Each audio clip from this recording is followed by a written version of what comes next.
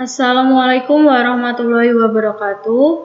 Sugeng enjing para siswa. Gimana kabarnya? Insya Allah dalam keadaan sehat semua, nggih. Untuk pertemuan kali ini, sebelum Ustazah menjelaskan materi yang Ustazah akan sampaikan, Ustazah akan mengingatkan kembali untuk anak-anakku yang belum mengerjakan tugas atau yang belum melengkapi tugas, amal soleh segera melengkapi tugas karena sebentar lagi kita akan mengadakan atau kita akan ulangan semesteran atau ujian semesteran. Jadi sebelum itu amal soleh tugas-tugas yang belum diselesaikan bisa diselesaikan terlebih dahulu supaya nilai kalian tidak kosong. Jika kalian merasa belum melengkapi tugas-tugas yang diberikan ustadz atau ustazahnya, kalian bisa menghubungi ustadz-ustazahnya yang bersangkutan, sehingga nilai kalian tidak kosong dan nilai kalian bisa mencapai KKM yang sudah ditentukan. Oke. Untuk pertemuan kali ini, Ustazah akan menyampaikan babakan tentang kauroh basa. Apa itu kauroh basa? Kauroh itu adalah pengetahuan. Jadi di sini Ustazah akan menyampaikan tentang pengetahuan bahasa, terutama bahasa Jawa. Untuk materi yang akan Ustazah sampaikan ada 2 bab, yaitu warna-warnaning ukara dan Purwakanti. Nah, apa to kuwi sing dimaksud warna-warnaning ukara lan Purwakanti iku? Untuk materi pertama, Ustazah akan menyampaikan materi babakan warna-warnaning ukara. Nah, di sini ada warna-warnaning ukara. Menurut jenisnya, ukara kanthi adhedhasar isine kaperang dadi 10, yaitu ukara carita, ukara pitakon, ukara pangkon, ukara pangajak, ukara panjaluk, ukara pangarep-arep, ukara umpama, ukara pamrayoga, ukara panjanjen lan ukara pamenging. Nah, di sini Ustazah akan menyampaikan di slide berikutnya penjelasannya tentang ukara atau kalimat yang sudah Ustazah sebutkan tadi. Langsung saja. Yang pertama, ukara carita. Apa itu ukara carita? Ukara carita yaiku ukara kang nyaritakake utawa ngandharake sawijining bab utawa prastawa marang wong liya. Jadi, kalimat cerita itu adalah kalimat yang menceritakan salah satu bab atau peristiwa kepada orang lain. Di sini biasanya ini termasuk dalam kalimat berita. Jadi, kalau di TV-TV tersebut ada siaran berita, itu tujuannya untuk memberitahu kepada orang lain tentang apa yang didapatnya. Tulodo atau contohnya, ini bisa dilihat contohnya yang A. Dino Senin bapake Dini rawuh saka tindak haji. B. Adikku nangis ora meneng-meneng. Nah, untuk contoh atau untuk 2 contoh tersebut ini mewakili dari kalimat berita atau ukara carita. Langsung yang kedua, ukara pitakon. Nah, ukara pitakon ini biasanya anak-anak sudah mengerti tentang tanda-tandanya bagaimana kalau ukara pitakon ini. Kalau dalam bahasa Indonesia, ukara pitakon ini adalah kalimat tanya. Nah, ukara pitakon yaiku ukara kang isine awujud pitakonan, amarga kepengin ngerti apa kang durung dimangerteni. Jadi, kalimat tanya adalah kalimat yang berwujud pertanyaan karena ingin tahu apa yang belum dimengerti. Untuk contohnya atau tulodonya, nah di sini ada tembung pitakon yang bisa digunakan. Itu di poin A sopo, di poin B piye, di poin C sopo. Jadi untuk kalimat tanya biasanya menggunakan tembung pitakon opo, piye, sopo, piro, ing endi, kapan, lan sapiturute. Dan jangan lupa kalau ukara pitakon atau kalimat tanya itu diakhiri dengan tanda tanya, bukan tanda seru nggih. Yang ketiga, ukara pangkon. Ukara pangkon yaiku ukara kang surasane, maksudnya isinya awujud pangkon utawa perintah marang wong liya supaya nindakake sawijining bab utawa sawijining pakaryan kang sing dikarepake sing dikongkon. Jadi kalimat perintah adalah kalimat yang isinya menjelaskan perintah kepada orang lain supaya mau melakukan perintah yang diharapkan atau yang diinginkan oleh orang yang menyuruh. Untuk kalimat perintah ini sendiri biasanya ditandai dengan akhir kalimat itu menggunakan tanda seru. Nah, di sini ada contohnya bisa dilihat di poin A sama B di akhirannya menggunakan tanda seru. Jadi, kalau tadi kalimat tanya menggunakan tanda tanya, kalau kalimat perintah menggunakan tanda seru. Selanjutnya, ukara pangajak. Ukara pangajak yaiku ukara kang isine pangkon supaya bareng-bareng nindakake pagawean karo sing ngajak. Jadi kalimat pangajak adalah kalimat yang isinya menyuruh supaya bersama untuk melakukan pekerjaan dengan orang yang mengajak. Jadi bersama-sama melakukan pekerjaan yang diharapkan. Untuk contohnya bisa dilihat di sini ada tandanya. Kalau tadi kalimat tanya dengan tanda tanya dengan menggunakan bahasa opo, sopo, piye. Kalau ukara pangajak itu menggunakan kata atau tembung ayo, itu sudah mewakili kalimat ajakan. Jadi kalau kalian mau mengajak teman kalian untuk main, itu berarti menggunakan tembung ayo. Paham nggih? Selanjutnya, ukara panjaluk. Ukara panjaluk yaiku ukara kang pangkon sing luwih alus. Jadi di sini kalimat paminta karena ini sifatnya meminta, jadi dengan kalimat atau dengan tembung yang halus, karena tidak mungkin kalian mau meminta sesuatu dengan menggunakan kalimat atau tembung yang kasar atau yang tidak sopan. Jadi biasanya kalau orang-orang itu mau meminta sesuatu atau contohnya kalian mau meminta uang kepada orang tua kalian, pasti dengan kata-kata atau ukara yang lembut supaya orang tua kalian memberikan uang kepada kalian. Jadi nggak mungkin kalau kalian meminta uang kepada orang tua kalian dengan nada yang kasar, itu tidak boleh dan itu tidak sopan ya. Untuk contohnya bisa dilihat di poin A sama poin B, bisa dipahami sendiri nggih untuk perbedaannya. Lanjut, ukara pangarep-arep.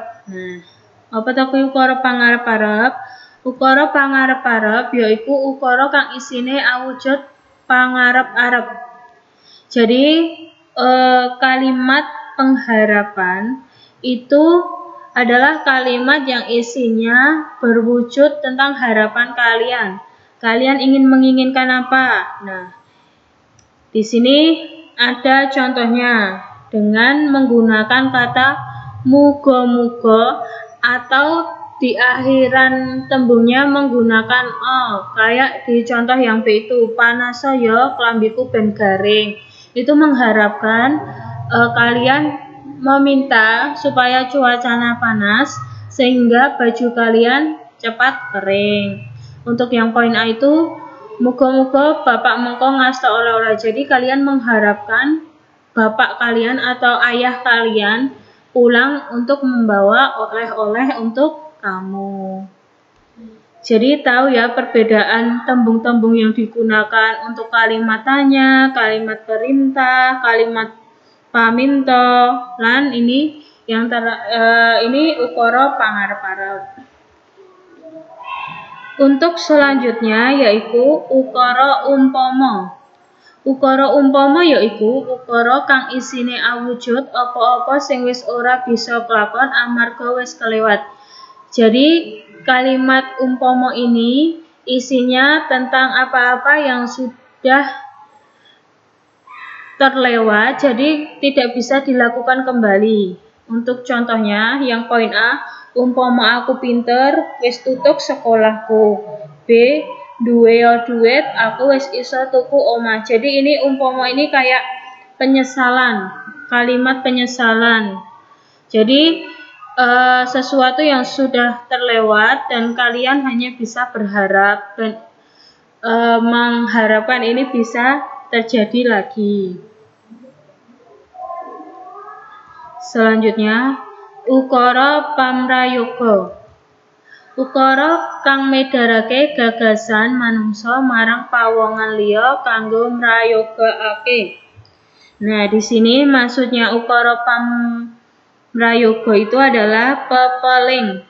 Jadi seperti amanat seperti itu. Jadi maksudnya kalimat yang menjelaskan gagasan manusia kepada orang lain untuk sebagai pepeling. Untuk contohnya, poin A, becike kowe mangkat dhisik wae. Untuk B, manuta panemuku ibumu luwih becike digawa menyang rumah sakit. Jadi di sini adalah kayak mengingatkan kepada orang lain tentang baiknya itu bagaimana. Nah, ini disampaikan kepada orang A kepada orang B tentang pepeling tersebut. Jadi pepeling ini biasanya sifatnya lebih baik, kata-kata yang lebih baik atau saran-saran yang lebih baik, bukan saran-saran yang malah menjerumuskan ya. Selanjutnya, ukara prajanjen. Apa to kuwi ukara prajanjen? Ukara prajanjen yaiku ukara kang medharake gagasan marang wong liya ananging nganggo serat. Jadi kalimat prajanjen adalah kalimat yang menjelaskan tentang gagasan kepada orang lain tetapi dengan menggunakan surat. Serat itu dalam bahasa Indonesia artinya surat ya. Untuk contohnya bisa dilihat poin A, menawa kowe lulus kowe bakal dak tukokke motor. B, aku gelem ngeterne kowe anggere kowe gelem tak amperke pasar. Jadi di sini adalah kalimat perjanjian antara orang satu dengan orang yang lain atau orang A dengan orang B tentang sesuatu hal yang isinya tentang perjanjian. Kemudian ingkang pungkasan yaiku ukara pamenging. Ukara pamenging yaiku ukara kang ngelingake tumrap wong liya. Jadi kalimat pamenging adalah kalimat yang mengingatkan kepada orang lain. Untuk contohnya, A, mengko sore kowe aja lunga dhisik.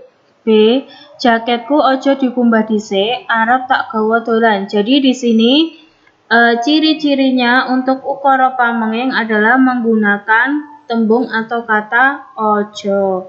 Jadi Untuk ukoro, dari 10 ukoro tersebut sudah Ustazah jelaskan. Insya Allah kalian sudah jelas semua, dari mulai tadi ukoro carita atau kalimat berita sampai ukoro pamenging ini. Ustazah ingatkan lagi, untuk materi-materi yang Ustadz atau Ustazah berikan terhadap kalian, jika di buku tidak ada, amal soleh dicatat di buku catatan sebagai catatan tambahan. Jadi ini di buku kalian tidak ada, jadi amal soleh dicatat di buku catatan kalian sebagai catatan tambahan. Oke, selanjutnya materi yang akan Ustazah sampaikan adalah babakan Purwakanti. Nah, apa to kuwi sing dimaksud Purwakanti? Purwa tegese wiwitan atau awalan, kanti tegese gandeng atau dalam bahasa Indonesia itu menggandeng. Jadi Purwakanti yaiku runtute swara ing ukara, wanda utawa tembung kang kapisan gandeng wanda utawa tembung ing samburine. Jadi Purwakanti adalah runtutan suara dalam kalimat, suku kata atau kata yang pertama menggandeng dengan suku kata atau kata yang di belakangnya. Mungkin ini kalian belum paham maksudnya. Mungkin nanti Ustazah akan menjelaskan atau memberikan contoh selanjutnya. Insya Allah kalian akan paham. Jadi sekali lagi, Purwakanti yaiku runtute swara ing ukara, wanda utawa tembung kang kapisan, gandeng wanda utawa tembung ing samburine. Diingat, wanda itu adalah suku kata. Kalau tembung itu kata, kalau ukara itu kalimat. Nah, di sini Purwakanti kaperang dadi 3, yaiku Purwakanti guru swara, Purwakanti guru sastra, lan Purwakanti guru basa. Ustazah akan menjelaskan pengertian Purwakanti tersebut. Yang pertama adalah Purwakanti guru swara. Purwakanti guru swara yaiku unen-unen kang runtut suarane, maksudnya vokal. Tuladhane A. Bungah susah iku lumrah. B. Gelem obah mesti mamah. C. Witing tresno jalaran saka kulino. Jadi untuk Purwakanti guru swara di sini yang sama adalah vokalnya. Jadi A, I, U, E, O-nya bisa dilihat poin A. Bunga susah iku lumrah. Jadi yang sama adalah akhirnya A. Untuk yang B, gelem obah mesti mamah. Nah, ini masih sama seperti yang poin A tersebut, belakangnya akhiran A. Untuk vokalnya nggih. Yang C, witing tresno jalaran saka kulino. Nah, di sini juga akhiran vokal A dengan dibarengi konsonan N untuk yang C. Jadi Ustazah ulangi, untuk Purwakanti guru swara ini cirinya adalah suaranya atau vokalnya yang sama. Selanjutnya, Purwakanti guru sastra. Purwakanti guru sastra yaiku unen-unen kang runtut sastrane konsonannya. Tuladhane A. Bobot bibit bebet. B. Aja demen memondo sameng dumadi. C. Ketula-tula ketali. D. Laras lurus leres laris. Nah, dapat dilihat di situ yang Ustazah cetak warna merah itu adalah konsonan dari kalimat tersebut. Kalau tadi Purwakanti guru swara adalah vokalnya. Nah, ini perbedaannya. Kalau Purwakanti guru sastra adalah konsonannya. Jadi dilihat itu poin A yang sama adalah huruf depannya yaitu B. Untuk yang poin B, yang sama adalah kalimat atau kata M. Yang C itu K sama T. Untuk yang poin D itu adalah L. Jadi sama, laras, lurus, leres, laris. Bisa dipahami nggih kalau guru suara tadi vokalnya, kalau guru sastra itu adalah konsonannya. Ingkang pungkasan yaiku Purwakanthi guru basa. Purwakanthi guru basa yaiku unen-unen kang kadhapuk saka rong gatra, pungkasane gatra kapisan dadi wiwitane gatra kapindho. Jadi Purwakanthi guru basa adalah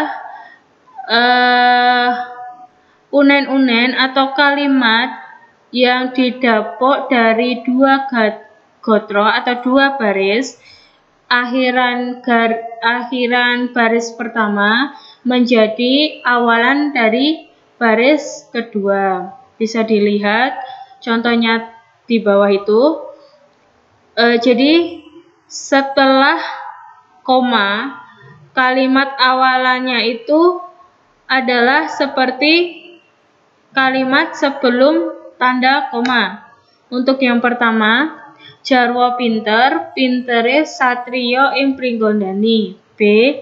Bayem arda, ardaning rusak busana. C. Lungguh dingklik, dingklike wong cilik-cilik. Jadi bisa dilihat itu adalah pengulangan kata sebelumnya. Jadi tandanya ada tanda koma. Jadi sebelum tanda koma dan sesudah tanda koma itu katanya atau tembungnya itu harus sama. Itu yang dinamakan guru basa. Kalau tadi guru suara adalah vokalnya, kalau guru sastra adalah konsonannya, sedangkan guru basa adalah pengulangan kata dari tanda koma sebelum dengan tanda koma sesudah itu katanya atau tembungnya sama. Bisa dipahami? Nah, ini juga sebagai catatan tambahan kalian karena di buku tidak ada, jadi amal soleh jangan lupa untuk dicatat di buku catatan sebagai catatan kalian. Untuk materi kawruh basa sudah selesai. Nanti jika ada materi kawruh basa yang lainnya, Ustazah akan sampaikan untuk di pertemuan selanjutnya. Untuk materi kali ini sudah selesai. Atas perhatiannya Ustazah syukuri, alhamdulillah, jazakumullahu khaira, dan wassalamualaikum warahmatullahi wabarakatuh.